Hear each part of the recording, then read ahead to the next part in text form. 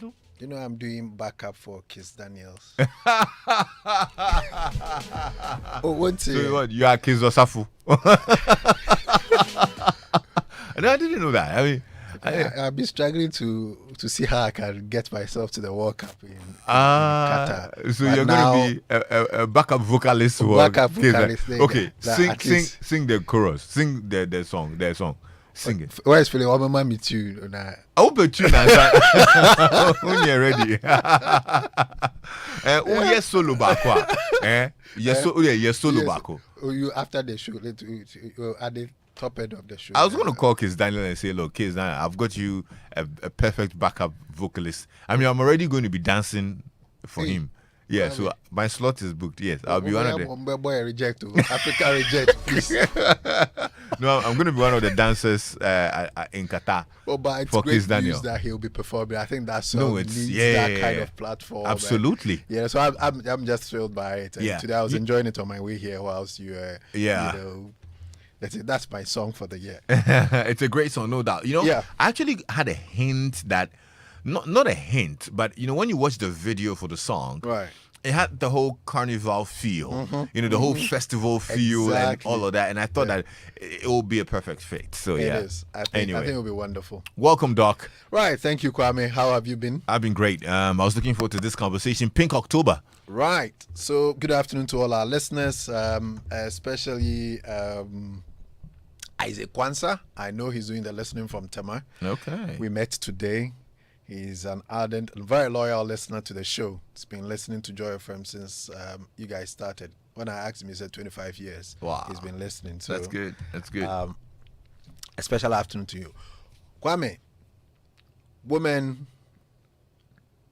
revere the breast. I think probably is the most favored part of their body.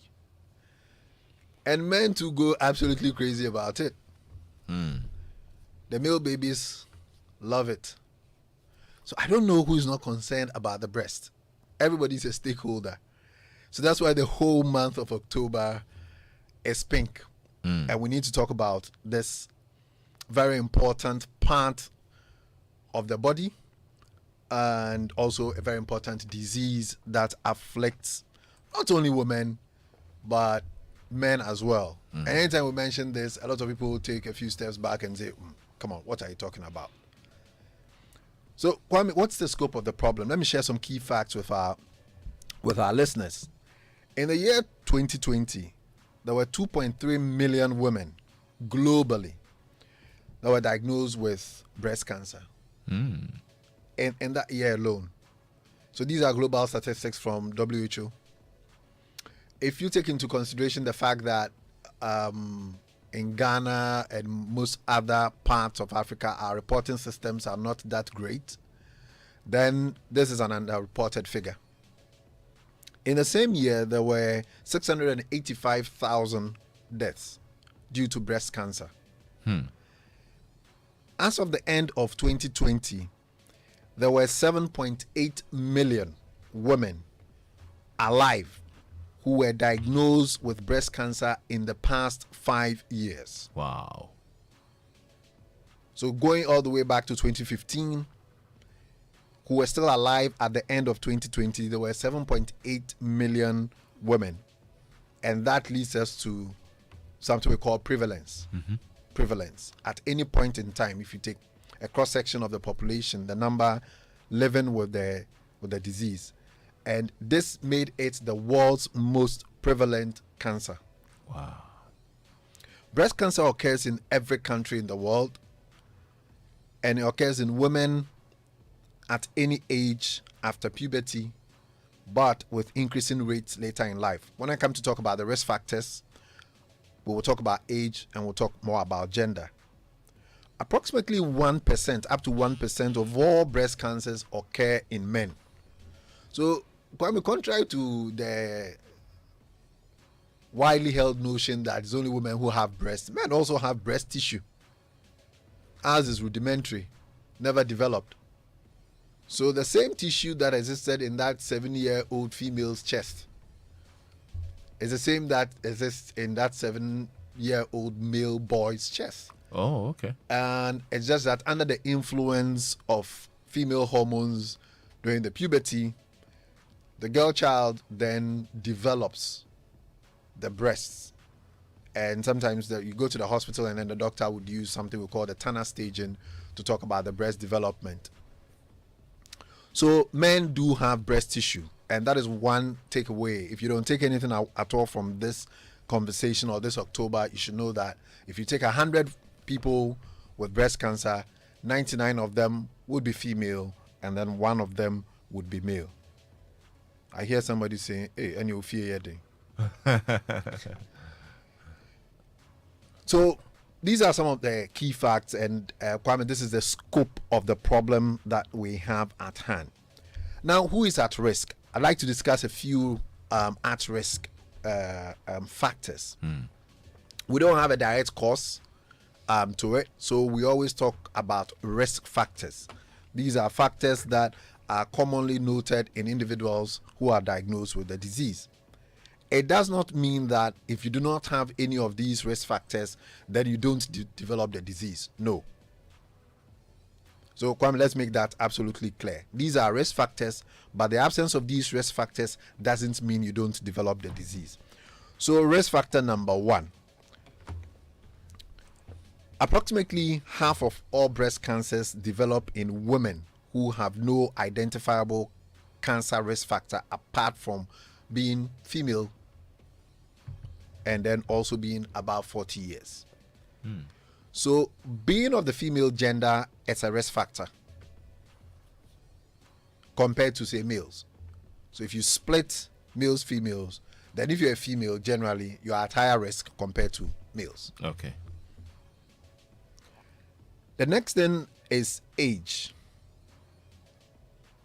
A lot of breast cancer occurs in women above 40 years. So the older you get, the higher your risk. So if you compare 20-year-old females and another cohort of 50-year-old or 40-something-year-old females, then you would find breast cancer occurring in that age group above 40 more than you would in, say, the 20 age group cohort. Obese individuals, and I would say obese females, but I'll add the males as well, but we're talking overwhelmingly 99% being females, so we'll talk about obese individuals. So obesity again comes up once more. And Kwame, the number of times we've been in this studio to talk about risk factors and obesity pops up. The more reason why we want people to be more active, watch their diets, and avoid generally a sedentary lifestyle. So obesity is a risk factor. Number 3, harmful use of alcohol. Yes, in breast cancer. Wow. You know, so again, time and again, time without number, I have mentioned in the studio, alcohol is a risk factor. Alcohol can be harmful to you, and you have to use it with caution. Again, I would say, if you don't drink, there is no good reason to drink. If you drink, then you have to stick to the recommended guidelines, and we've shared them on the show in the past. Maybe another time we'll talk about it. 4 is a family history of breast cancer, and here I'm referring to first degree relatives. Kwame, if you cast your mind back to the first edition of the health seminar, health and wellness seminar we had on the 1st of August. We linked family history to various medical conditions. Yes. And we talked about first degree relative. So a first degree relative is any individual that you share at least 50% of your genes with. They are typically your mother, your father, and any of your siblings would be considered first degree relatives. You share at least 50% genetic material with them. You can share as high as 85. So if you have a first degree relative who has a history of breast cancer, then you are at risk. But Kwame, at this point, I must mention that majority of women who are diagnosed with breast cancer do not actually have a family history. That's what the data shows. The majority don't know that they have a family history. Their parents or their mother, their maternal aunt, they are all fine, and they don't have breast cancer, but then they do. So that's something that we have seen. And the connection to the family history comes from the detection of some changes, which we call mutations, that have happened in 3 different genes. We have named them BRCA1, BRCA2, and then there's something called PALB2 gene. So these genes, you have some changes that occur in them. We're not quite sure. So it's not just possession of the gene. You have that gene, and then the gene undergoes some mutations, some changes. We don't know what exactly triggers those changes, but we believe some of these risk factors can be the trigger. So if you possess the gene and those genes have undergone those mutations, then you are at an increased risk of developing breast cancer. Now, how are you going to know that these genes have undergone mutations? Well, you don't, because even now, even testing that you have the gene is not widely clinically available. Oh. You can't just walk into a clinic and say, okay, I want to test for BRCA1 gene. It's not coming to routine clinical practice yet, but it is available in a lot of research centers and some very sophisticated pathology laboratories that it can be done. In Ghana? Well, the biopsy would be done, and then the sample, most of the time, specimen would be sent to outside laboratory. So you do get your result back. The other risk factor is a history of radiation exposure. So, Kwame, if you take X-rays, for example, when you come to hospitals, the X-ray unit is built differently. The blocks that are used in constructing the walls of the X-ray unit are made of different material compared to other blocks, and this is to ward off leakage of radiation, because we've realized that radiation such as X-rays, if you are constantly exposed to it, it would increase your risk. So if you're a female, for example, and you work in an X-ray unit or a radiation unit within a health facility, then you have to make sure you take all the necessary precautions. So even within the unit, we've got this glass LED doors and windows that you can use, that you stand behind. You wear these LED aprons as well to minimize radiation exposure to the breast. So that's what we mean. Then tobacco use has also been fingered as a risk factor. And then also, I put here reproductive history. What do I mean by that? Kwame, we've realized that if you start your menstrual period early and you don't have babies early enough, or you have them late, then you've got a prolonged period of exposure to certain female hormones that predisposes you to developing breast cancer.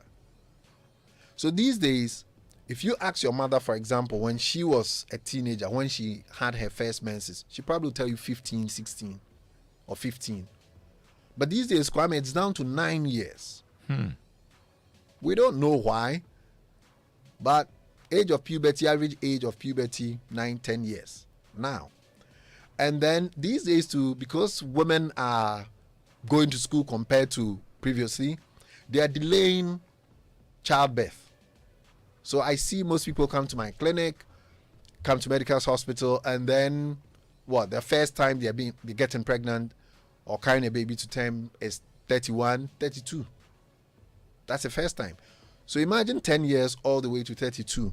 You've got this long period where you're exposed to a particular hormone that predisposes you or increases your risk.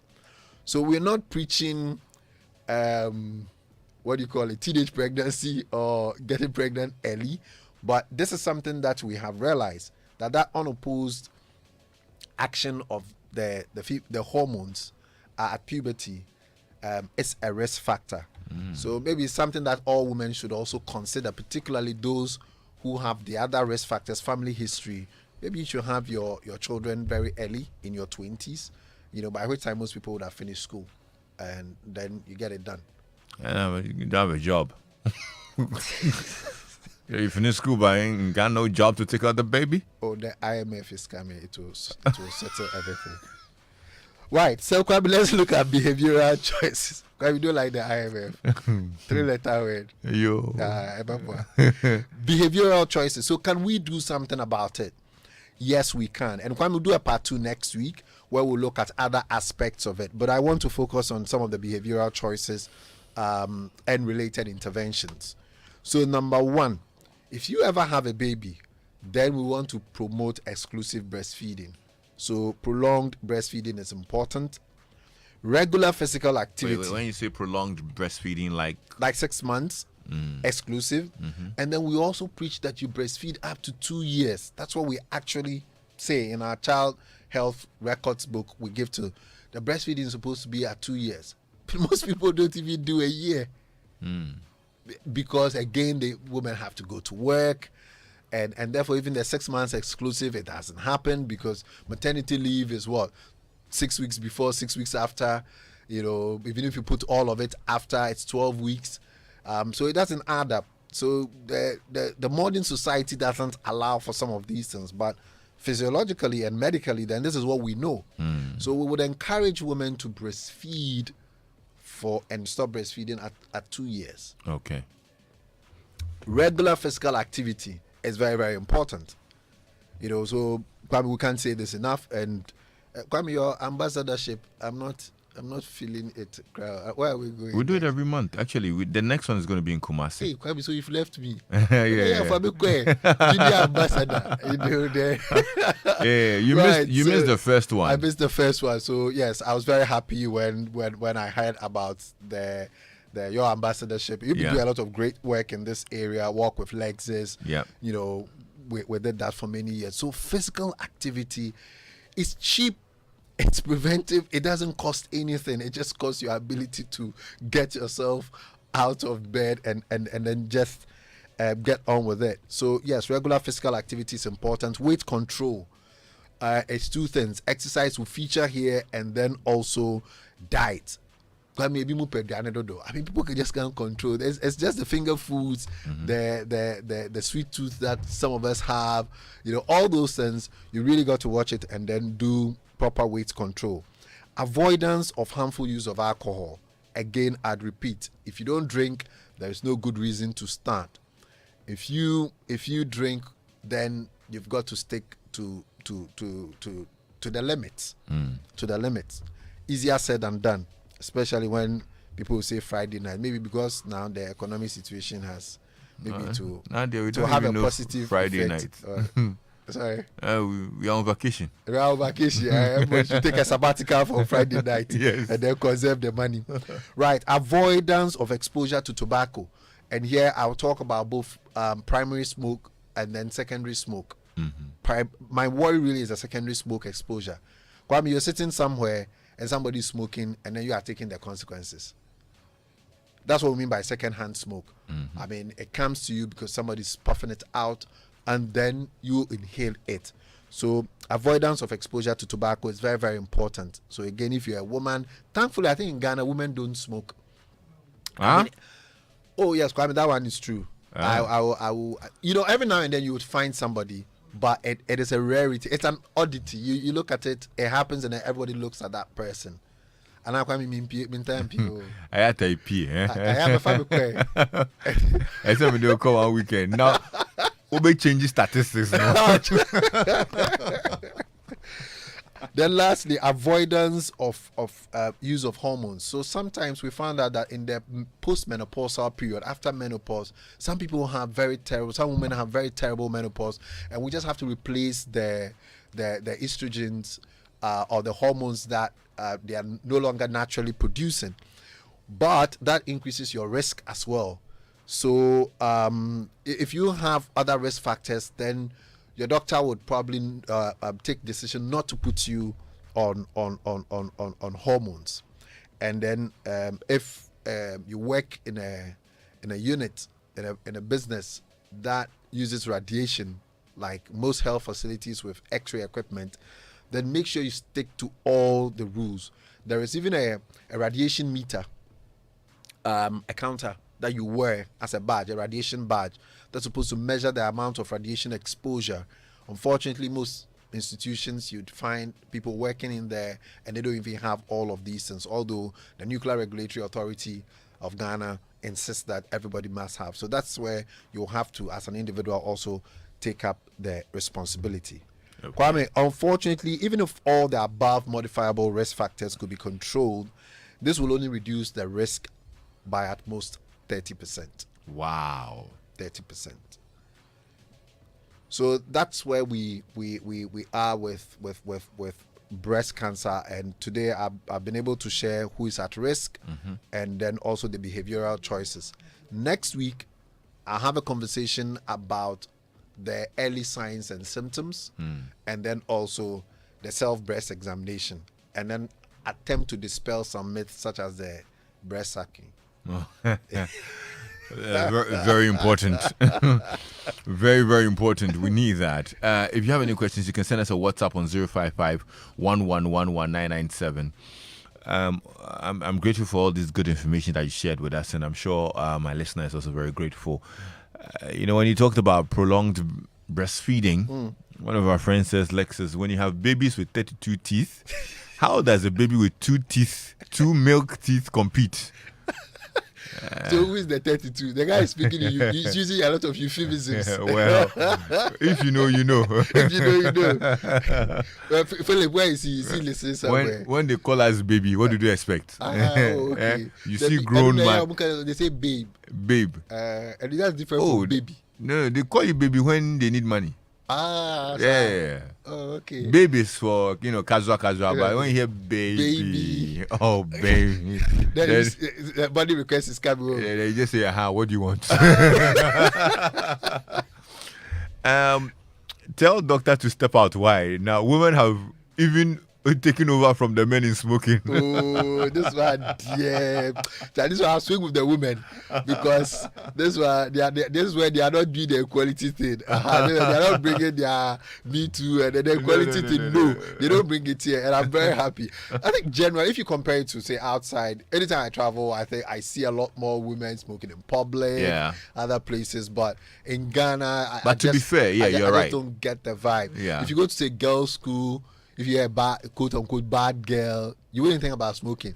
Right. But boys' school, they say bad, they say, the guy the blunt. Yeah.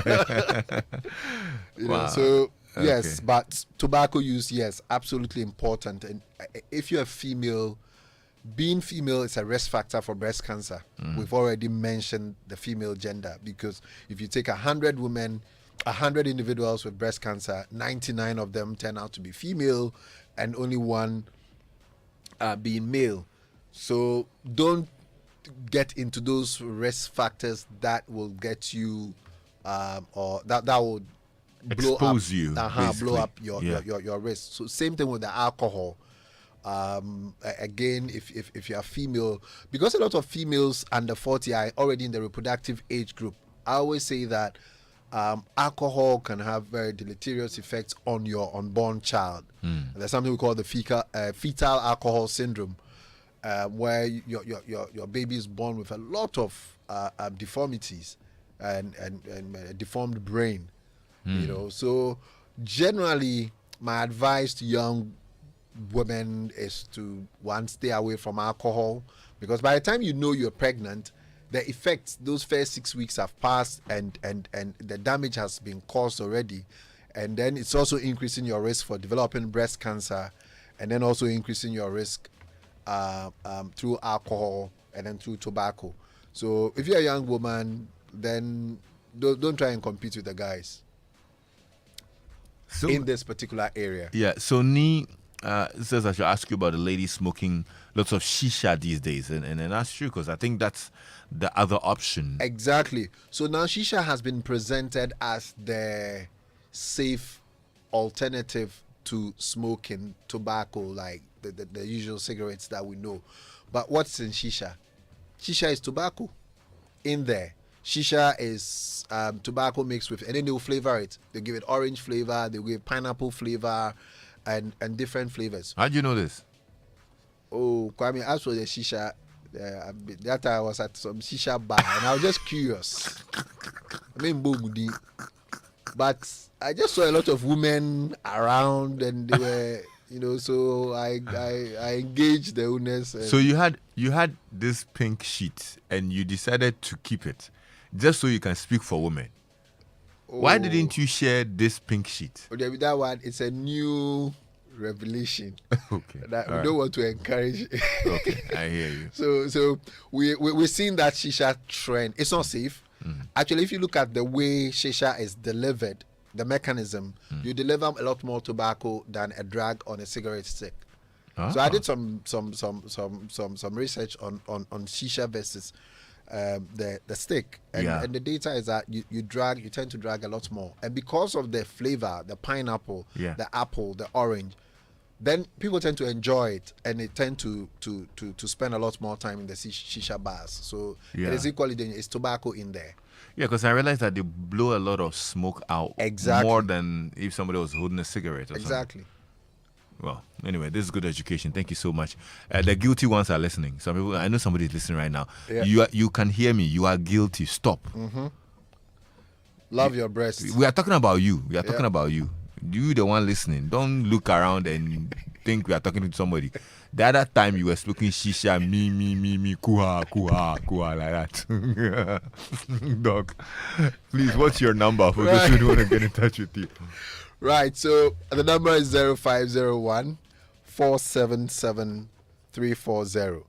And Kwame, the free breast cancer screening is still ongoing at our Firestone branch. Today, a few women walked in. In Medina? In Medina. Okay. And then in Mampong, Ekwapim as well. Okay. So the number is 0501 477 340. Dr. Yao Safu, CEO of Medicas Hospital.